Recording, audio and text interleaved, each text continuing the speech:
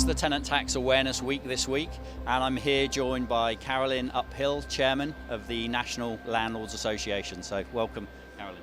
Thank you, Steve. Good. Can you tell us what the NLA have been doing sort of historically and what their view is regarding Section 24 and the tenant tax? Well, obviously we were quite taken aback when the past Chancellor George Osborne introduced the idea of Section 24, and ever since then we've been lobbying hard against it, pointing out the damaging effect on the market and the potential effect in the long term on rents rising. We have met with the Housing Minister, we've met with the Financial Secretary to the Treasury, and we are continue to lobby hard and strong on this issue. And what's your view on, and what research have you done in terms of the impact you think this is going to have on the market when it starts to bite? Right, well, right from the initial inception, we have been asking our members through our National Landlord Association surveys what their intentions were, and there is growing concern amongst members, and with a noticeable increase in the number of members intending to sell as opposed to the number of landlord members intending to buy property. So we think that may lead to a reduction of supply in the long term, not a good thing at times of housing crisis.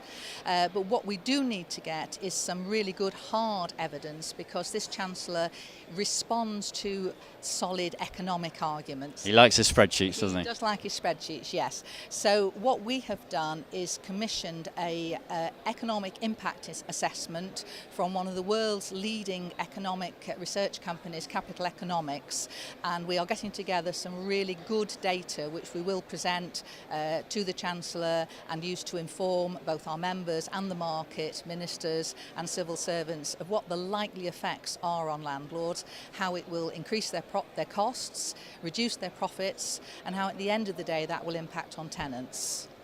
Fantastic, that sounds great. When's that going to be due, and when can people expect to see that? Very shortly. It is very much in progress now, very nearly complete, so we hope to have some results on that very soon.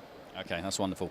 And what would you urge anybody listening to do if because I think I always say people are in a few different categories. They're either unaware, they're aware, or they're proactive and they're doing something about it. So what would you say to people in those categories? Well, first and foremost, we want landlords to be aware.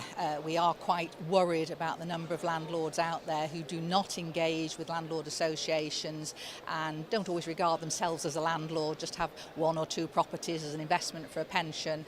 And I think for a lot of them, these changes are going to come as a real shock that they're only going to discover when they go to their accountants, do their tax return next year, because this kicks in from 6th of April this year, but the real impact is at the end of the year when you're doing a tax return. So we're doing everything we can to raise awareness amongst landlords and get them to assess their individual situations.